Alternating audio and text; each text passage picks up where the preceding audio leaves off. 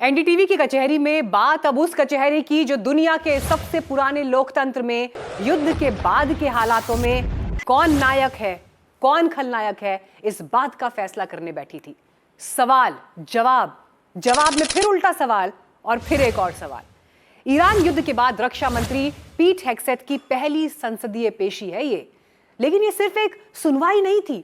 ये डेमोक्रेट्स द्वारा बिछाया गया एक ऐसा जाल था जिसमें ट्रंप के सबसे भरोसेमंद योद्धा को फंसना ही था। 6 घंटे तक चली इस जिरह ने पूरी दुनिया को दिखा दिया कि ट्रंप कैसे अपने देश के भीतर घिरे हुए हैं और विपक्ष ने उन्हें खलनायक साबित करने के लिए पूरे सबूत के साथ केस अदालत में रखा है। राष्ट्रपति ट्रंप की मेंटल हेल्थ, युद्ध का फैसला किसने किया, क्यों किया, अमेरिका का युद्ध बजट कहां फंसा हुआ है, क्या हाल है उसके, देश पर बोझ के सवाल और अपने डैडी के पीछे क्यों छिप रहे हो, इन फ्रेजेस के साथ व्हाइट हाउस और पेंटागन आज जिरह में घिरा है। President ordered the strike. Is that correct? Oh, of course. I mean, Okay. he's the commander in chief. You're blaming Daddy for the mess we're in? You're blaming Daddy for the mess we're in? विपक्ष ने रक्षा मंत्री की आंखों में आंख डालकर पूछा कि क्या वो एक ऐसे कमांडर इन चीफ के आदेश मान रहे हैं जो मानसिक रूप से अस्थिर हैं। और फिर उन्होंने कहा कि भाई हमें भी जवाब देना है अपनी कॉन्स्टिट्यूंसी में कि हमारे सैनिक जो कि ट्रंप के आदेश का पालन करेंगे, कमांडर इन चीफ के आदेश का पालन करेंगे। माना कि ट्रंप ऑपरेशन चलाने में सक्षम है, लेकिन क्या ट्रंप उन्हें अमेरिका के हित में आदेश देने में सक्षम है? What you're trying to do, there's no daylight in this administration on this campaign, and I'm happy to stand shoulder to shoulder with this administration. Reclaiming my time. फिर हेग्सेथ ने संभलने की कोशिश की और बोले राष्ट्रपति का फैसला राष्ट्रहित में था, लेकिन उनके चेहरे की शिकन बता रही थी कि आज बचाव का रास्ता बहुत संकरा है और इसीलिए उन्होंने बात घुमाई। सवाल के जवाब में उल्टा सवाल दागा कि क्या ये सवाल आपने जो बाइडेन से पूछे थे, यानी कि आपने अपनी सरकार में पूछे थे।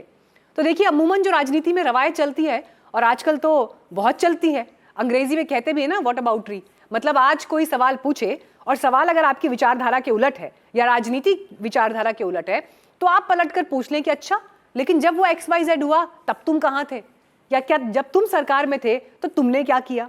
भारत में भी होता है, अमेरिका में लाइव दिखा। Do you believe that the president is mentally stable enough to be the commander in chief?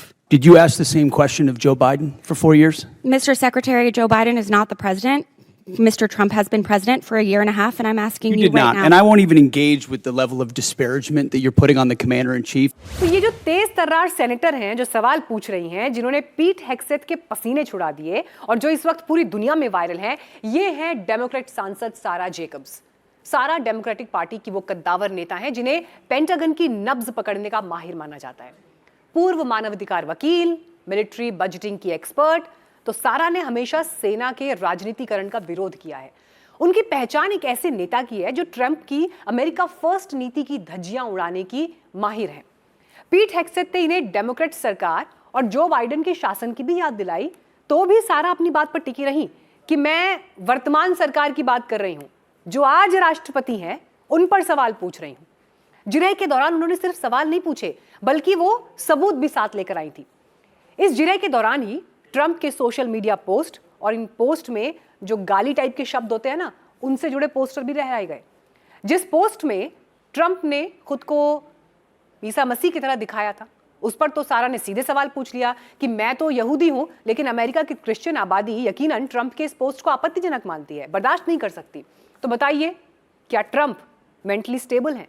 उनका सीधा सवाल था, मिस्टर हेग्सेथ, आप सेना के रक्षक हैं या फिर ट्रंप के निजी सुरक्षा गार्ड? क्या आप आर्मी कमांडर बने रहने की योग्यता रखते हैं, जबकि आपकी निष्ठा संविधान से ज्यादा एक व्यक्ति के प्रति है? निशाना था डोनाल्ड ट्रंप पर। How about this next post? How can I explain this next post? I'm Jewish, so this doesn't really bother me, but my understanding is that this is quite offensive to many Christians. We have an incredible commander in chief Okay. who puts our troops first. I'm here for a budget hearing about our troops. कहानी सिर्फ बाहर की नहीं थी, सत्ता के गलियारों में छिपी गैंग वॉर भी आज संसद में गूंजी।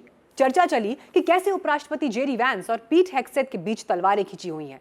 जेडी वैंस जहां युद्ध के आर्थिक बोझ को लेकर पीछे हटने के समर्थक थे, वहीं हेग्सेथ ने अपनी हॉक्स छवि की वजह से उनकी सलाह को दरकिनार कर दिया। विपक्ष ने चुटकी लेते हुए पूछा कि जब सरकार के नंबर 2 और नंबर 3 ही आपस में सहमत नहीं है, तो क्या अमेरिका को भगवान के भरोसे छोड़ दिया गया है? इसी जिरह के दौरान जब बात रक्षा बजट और युद्ध के बेतहाशा खर्चों पर आई तो सदन में सन्नाटा पसर गया। विपक्ष ने आंकड़ों की फाइल लहराते हुए सीधा हमला बोला कि इस युद्ध ने अमेरिकी खजाने में गहरा छेद कर दिया है। सवाल पूछा गया, मिस्टर हेग्सेथ, जब देश के भीतर बुनियादी ढांचे और आम अमेरिकी की जेब पर बोझ बढ़ रहा है, तब अरबों डॉलर के बम गिराने का क्या औचित्य था?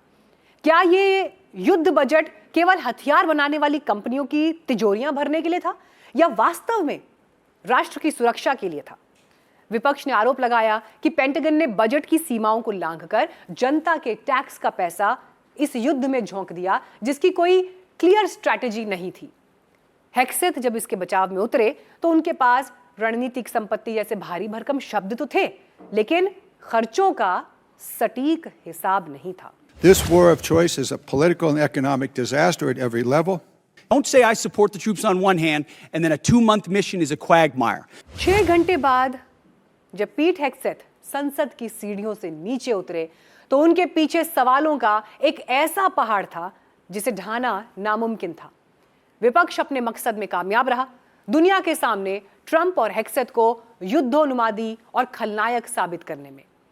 यह जिरह सिर्फ युद्ध की समीक्षा नहीं थी, बल्कि 2026 की राजनीति का वो मोड़ था जहां से अब ट्रंप प्रशासन की हर हरकत पर मानसिक फिटनेस का शक गहराएगा।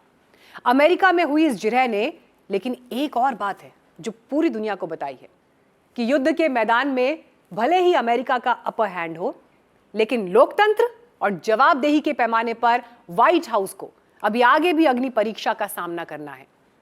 लोकतंत्र में सवाल पूछने का ये अंदाज और सवाल सहकर उस पर जवाब देने का धैर्य अमेरिका को लेकिन ग्रेट डेमोक्रेसी जरूर बनाता है।